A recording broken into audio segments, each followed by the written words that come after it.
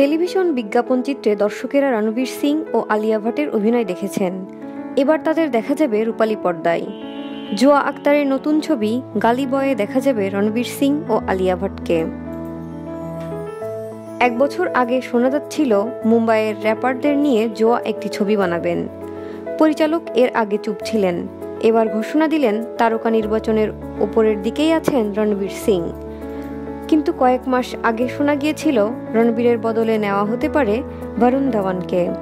তবে সব গুঞ্জন শেষে দুজনই হলো ঠিক, রণবীর সিং ও আলিয়া ভাট। এক্সেল এন্টারটেইনমেন্টের ব্যানারে নির্মিত ছবিটি প্রযোজনা করবেন ফারহান আক্তার ও রিতেশ সিধওয়ানি। সঙ্গে থাকবে জোয়ার প্রযোজনা প্রতিষ্ঠান টাইগার বেবি প্রোডাকশন। চলতি বছরের নভেম্বরে শুটিং শুরু হওয়ার কথা আছে। এদিকে রণবীর ও আলিয়া দুজনই ব্যস্ত তাদের অন্য ছবি নিয়ে। রণবীর ব্যস্ত পদ্মাবতী নিয়ে, আর আলিয়াকে দেখা যাবে বদ্রীনাথ কি দুলহানিয়া ছবিতে।